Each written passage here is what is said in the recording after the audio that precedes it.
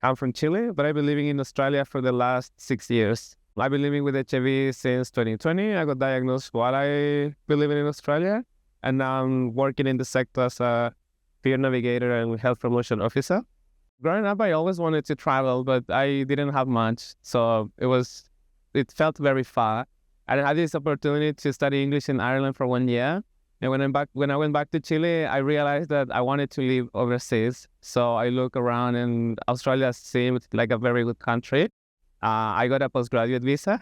I studied industrial engineering in Chile. So everything on paper looked amazing. Like, okay, they validated my degree. I'm gonna get a job there.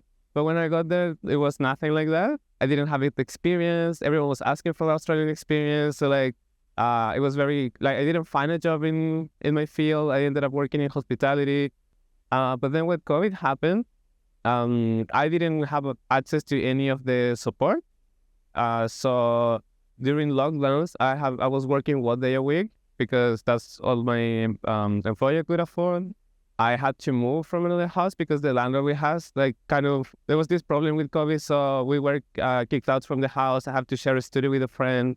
I was living out of my saving, and we were like in a lockdown. That's when I got diagnosed. I had no social support.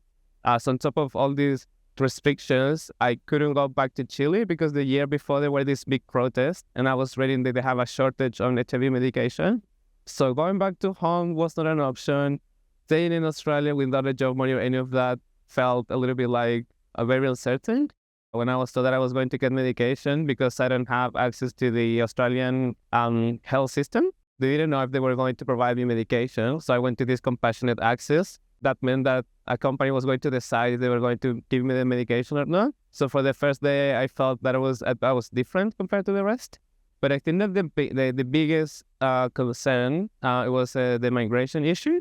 I did wanted to migrate. That's why I was in Australia, and I didn't know that HIV was going to make it more difficult. At the moment, living with HIV is a restriction. There's a health requirement to apply to certain visas.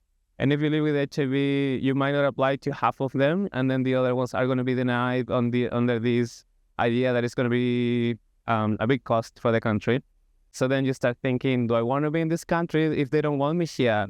And I saw all these challenges, the access to the medication, getting a job, all those things. But then on top, knowing that the visa was a big restriction that cut all the options that I had. So I have to rethink everything again.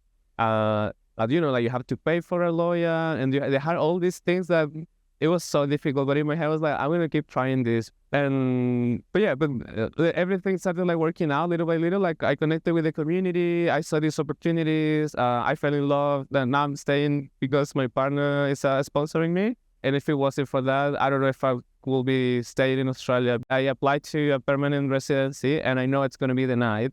So all this money, all this time, just knowing that it's gonna be denied, and then now I have to prepare like to plead my case and show them that it's not gonna be a cost. Luckily, Australia have like good system. There are lawyers that support people that live with HIV, and they kind of figured out a way to do it. But in my work as peer navigator, I know that a lot of people don't even try that because it already makes you feel that you are not wanted in the country. And that's why I've been like advocating a little bit to try to change that, or at least encourage people and share the knowledge that we have. But yeah, that's my migration story.